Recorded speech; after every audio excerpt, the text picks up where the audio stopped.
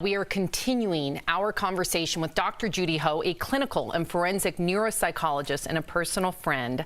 She's also co-host of The Doctors. So, Dr. Judy, after last week's mass shooting at 3 Atlanta area spas, one of the things we've been talking about is the rise in anti-Asian hate, which some say are linked to those shootings.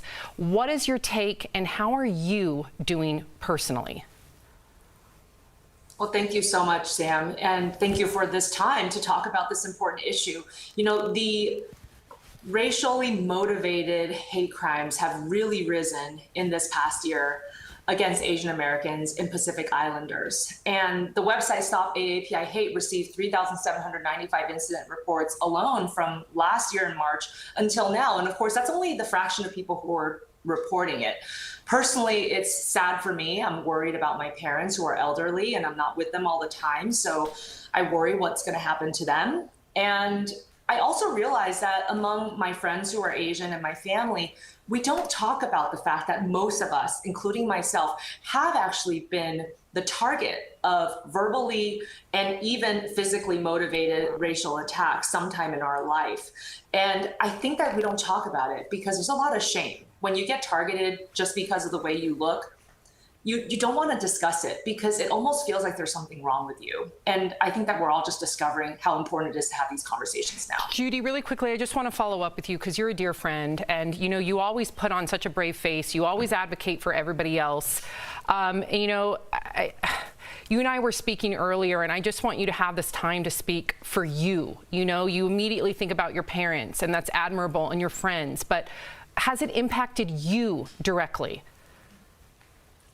Absolutely. You know, you don't need a psychologist to decipher my dreams. And I've actually had a couple of dreams that I shared with you when we talked earlier of people physically assaulting me because of my race. And that just shows you how much I've been thinking about it. And sometimes I do feel at a loss of what to do. Because of my work, I am always taking care of other people. And sometimes I do forget to think about myself. But I think it's really personally affecting me. And it does make you feel that sense of being out of control. Again, the theme of the year.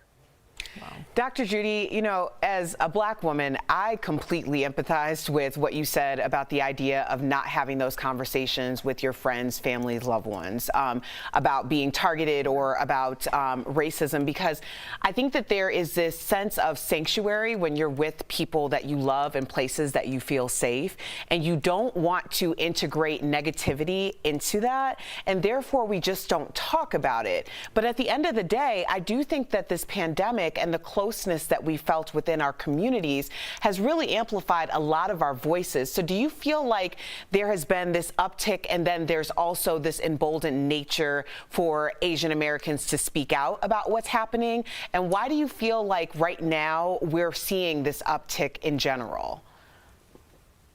Absolutely. You know, I think that there's been this weird myth about Asian Americans being the model minority, but actually that masks certain health disparities and justifies a lack of investment in certain communities. And for a long time, I don't think that Asian Americans and Pacific Islanders really had a voice or were using their voice as much as they could. I do see that changing now. I think that starting with Black Lives Matters, there's a lot of role models around us that say we can talk about it. And even if it feels shameful, even if it feels uncomfortable, let's have the discussion. You're not complaining, you're trying to move towards solutions. Doc, this seems like a silly question, right, with everything going on, but what are some tips that we could do for people who've never seen a Black woman, a Black person, an Asian person in these small communities? What are some tips that you could give to the country in general to help bring us together as a country? This is a great question. And I think that oftentimes we fear what we don't know. And so the more that we mix, the more that we have conversations with people who are different from us, not just race, but all kinds of different types of diversity, we are going to start to get over that fear as a community. And I applaud all of you for having this conversation now, because we do need to see our leaders speak up more bluntly and directly about this. Even if you don't know what the solutions are, just start talking about it, and start talking about it in your own families and social circles as well. It's really important to confront our own racist attitudes and just understand there's no shame about it, but you may have some ideas or beliefs that are not overtly racist, but are still negative attitudes that can still be harmful to certain groups. Develop our empathy, put ourselves in other people's shoes, understand their suffering and take active steps to mitigate what you see in your own neighborhood. Too often, the bystander approach is to look the other way because it's uncomfortable, but do something. And there's a great organization called Holla Back. They're actually working to end harassment and offering free bystander training online. And that way you can keep yourself safe and keep the others in your community safe as well. Beautifully said, Dr. Judy Ho. We stand with you, we appreciate you, and thank you for those action steps as well.